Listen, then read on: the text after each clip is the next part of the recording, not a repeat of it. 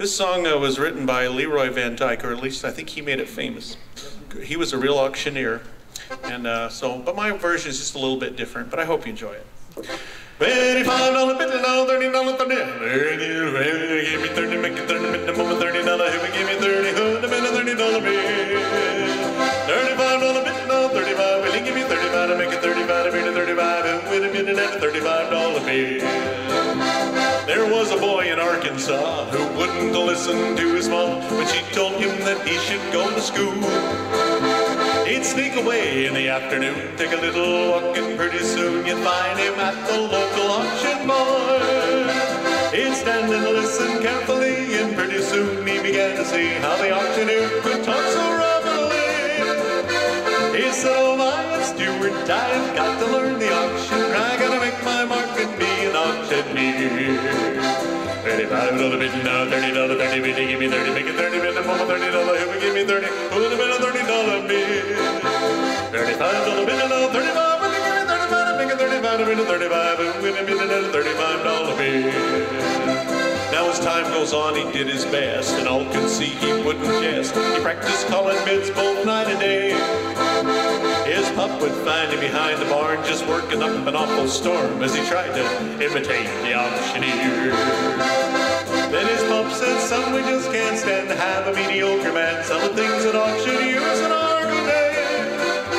I'll send you off to auction school, then you'll be nobody's fool. You can take your place among the best. $85 bill, now $30, 30, will you give me 30, make it 30 bill, from a $30, here we give me 30, who'd have been a $30 bill? $35 bill, now 35, will you give me 35, to make it 35, to 35, who'd have been a $35 bill? $25 bill, now 30, no, like 30, give me 30, make it 30, minimum 30, who give me 30, who'd have been a $30 bill? $35 bill, now 35, believe me, 35, make it 35, 35, who would have been a $35 bill? Who would have been another $35 bill? Sold right down here. That's good. Thank you. All right, ladies and gentlemen, I'd like to show you a couple of my folk instruments that I brought along, and I'd like to show you first the Swiss Alphorn, and I'd like to play a song for you that I love a lot on the Alphorn. It's called Amazing Grace. And I discovered that you could actually play Amazing Grace on it when I was first learning how to play the Alphorn while I was working at Walt Disney World as the lead musician in the Epcot Center for the German band there.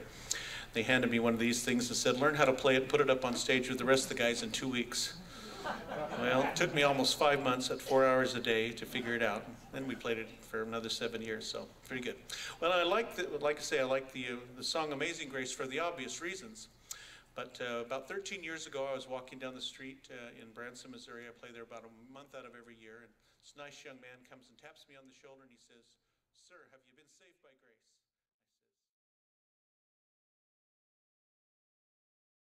Grace, Idaho.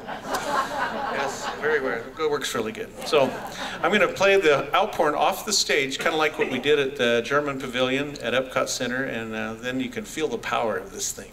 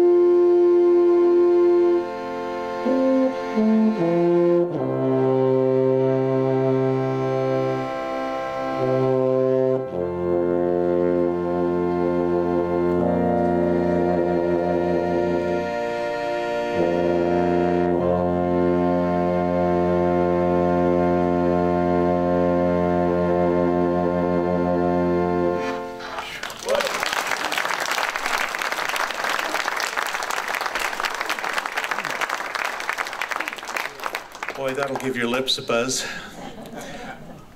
My wife tells me that's a great horn for me because it does take a lot of hot air to blow it. All right, let's imagine that my Swiss grandfather, who came over to this country when he was really young in about 1909, had brought an Alphorn with him. And for the first 10 years, he still played his Swiss tunes, and then he became a cowboy in Idaho. He kind of forgot his Swiss tunes, and he started playing stuff like this. Can you imagine an Alphorn on the back of a horse?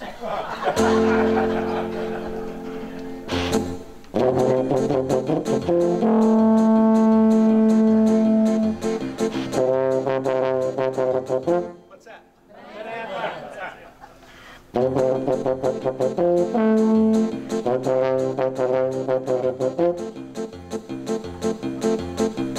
Then, in about 1943, he started getting into the Tommy Dorsey stuff, and he ends up playing stuff like this.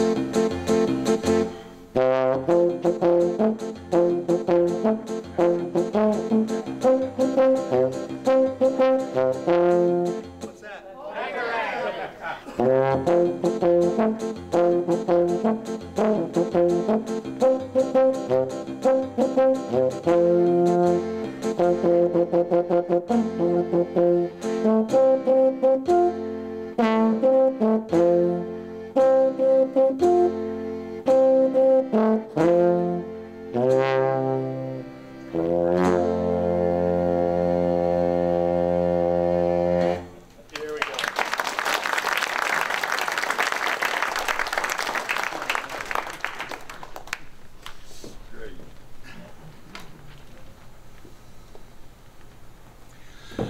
Ladies and gentlemen, I'd like to draw your attention over here to another wonderful instrument that I fell in love with while I was over in Europe, and this is an Austrian zither, or Zither as we would call it in Germany and Austria and Switzerland.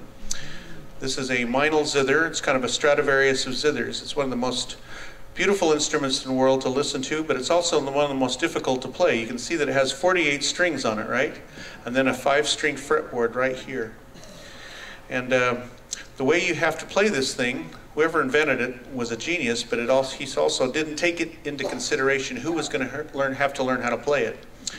So in order to play this right, you have to do 3 things with the right hand. It's the only instrument where you have to do 3 things with the right hand. You play bass and counter basses with these 2 fingers, chords and arpeggios with these 2 fingers. With the thumb, you play the melody across the fretboard, while you fret the melody with the left hand, which is basically upside down violin. But when you put this all together, it has a terrific sound. So we use kind of like a little thumb pick like this, maybe like a little banjo pick, but this is steel, so it has a little better sound to it. So first time I ever heard a zither or a zither was they were playing Christmas music on it. Do you want to hear my favorite Christmas song on the zither?